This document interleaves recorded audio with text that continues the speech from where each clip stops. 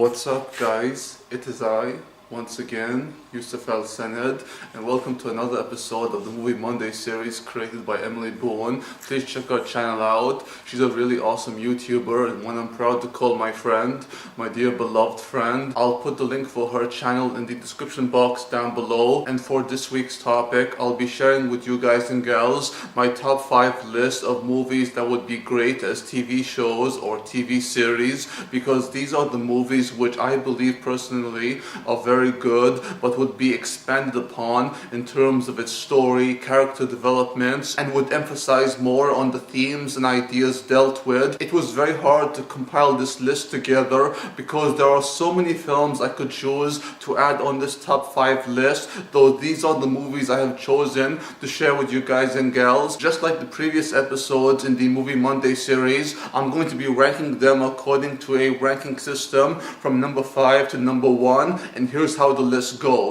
At number 5, we have Mark Forster's World War Z, which was released in 2013 and is a post-apocalyptic war drama. World War Z is based on the novel of the same name. It's completely different from Mark Forster's vision of the film because World War Z, the novel, was a 10-year war in which mankind went face to face against the infected, the zombies you could call them, and the zombies were taking over the human before eventually the humans managed to fight back and to reclaim their home and to make their world theirs once more. And World War Z as a whole was a documentation of all the lives, all the tragedy, and all the experiences of the people who suffered this war, this 10-year war in which the zombies were destroying them, taking those they loved most. Each of the lives documented in this 10-year war was from the point of view of different people from different cultures, different nationalities,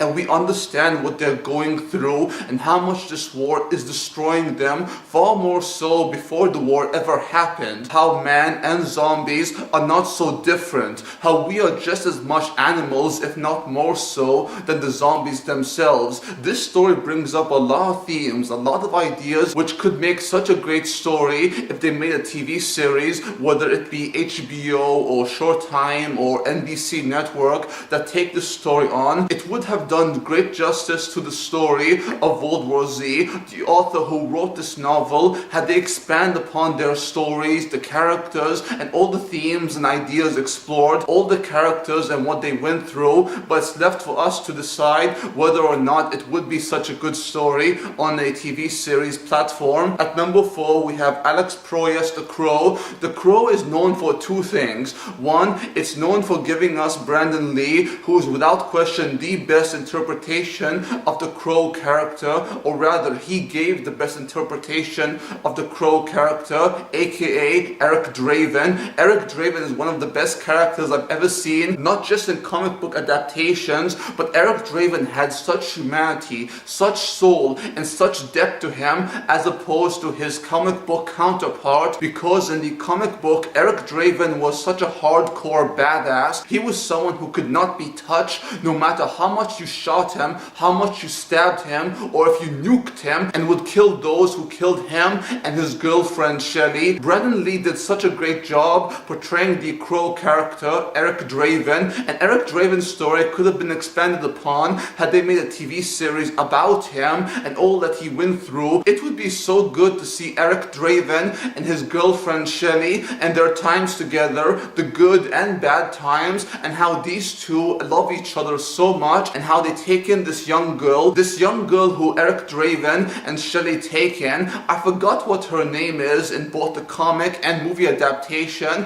but it would be so good to see their relationship blossom. It's never going to happen, sadly, and there is an ongoing debate of whether or not the Crow would have been famous without the tragic demise of Brandon Lee. If you guys and gals were to ask me personally, I believe Brandon Lee as the Crow Eric Draven would have made the film still great, still as popular. He brought that character to life and made him such an iconic figure in the world of comic books and the world of film in general. So without Brendan Lee's performance as the Crow and Alex Proyas' direction, there would be no Crow. At number 3, we have Ridley Scott's Blade Runner. Blade Runner is one of my all-time favorite movies. I love Blade Runner so much. It's without question one of the best science fiction films ever made, hands down. And Rick Deckard is such a great character. Had they made a TV series of Blade Runner, it would be so good to see the story of the replicants expanded on. Such replicants like Troy, who is such a fantastic character I like so much.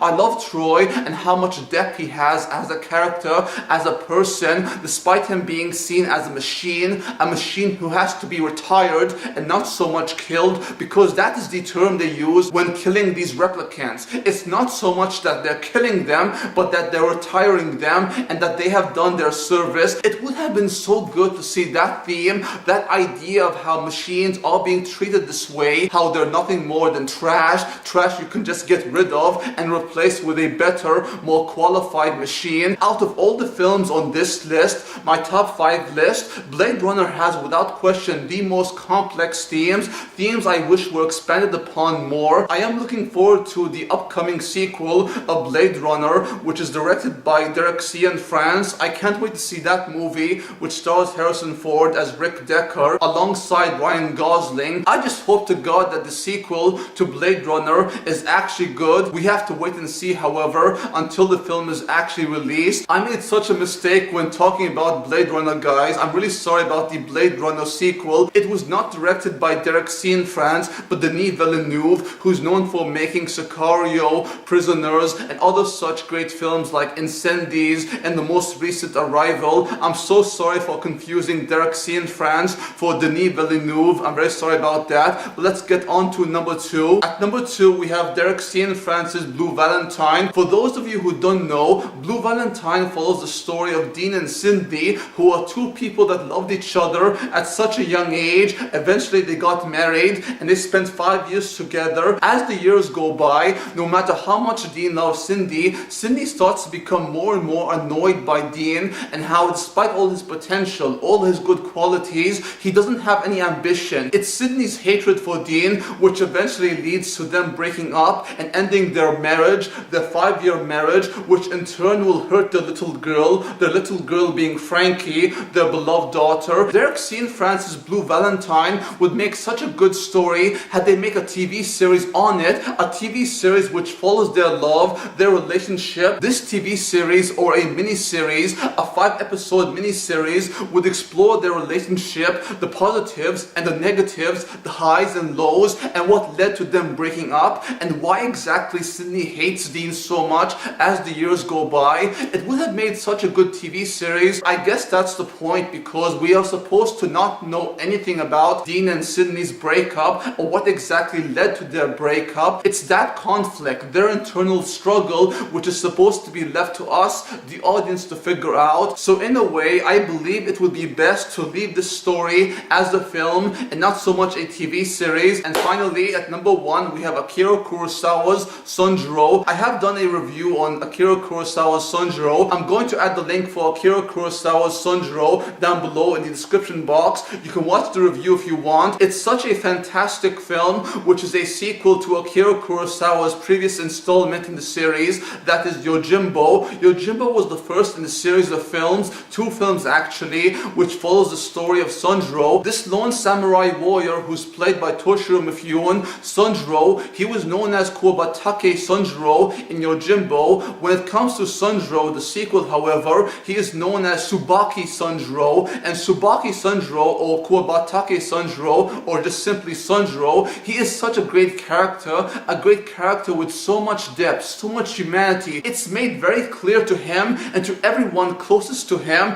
that Sanjuro does have a good heart, as was pointed out to by this old lady, a very sweet, charming, wise old lady, who says that Sanjuro is like an unsheathed sword and how the best sword is one that remains in its sheath. Sanjuro is like an untamed sword with no purpose. He wanders from place to place like the wind, not knowing what he's fighting for. Why is he living the way way he does? Why does he wander from place to place, meeting new people, only to leave them once again? He is such a great character who has such a tragic backstory, like many protagonists before him. The silent protagonist who is very quiet. He is quiet, ruthless when it comes to combat, but Sanjuro does have heart. He is in so many ways like Samurai Jack in the Cartoon Network series Samurai Jack, only Samurai Jack was a character who does have more humanity and more humbleness to him. Sanjuro has no respect for others except himself, but Sanjuro does have his way of charming people. His charm comes in a very strange manner. Sanjuro and Samurai Jack are two mighty warriors, two mighty samurai warriors. This breaks my heart the most. The fact that we never got a TV series of Sanjuro played by Toshiro Mifune. I can't see any other actor playing this character Sanjuro except for Toshiro Mifune. Had Toshiro Mifune played this character in the 1960s or the 1970s, years after the events of Sanjuro and Yojimbo obviously, it would have been so good to see Sanjuro's story continue from his time as a samurai warrior to when he becomes a much wiser, much more calm, and much more kinder person to others. Sanjuro, like I mentioned many times before, is a good person. No matter how much he denies it, he is a good person. Thank you all so much for watching. Hope you enjoyed the video. If you enjoyed the video, please like, comment, subscribe if you wish, and do check out the channels of both Emily Boone and Rachel Wagner. I'm going to add the link for their channels down below in the description box. If you want to see more from me, then please check out my gaming channel where I do Let's Play series, gaming content, all that kind of good stuff. Until next time, peace out, take care, adios, amigos, au revoir, and sayonara.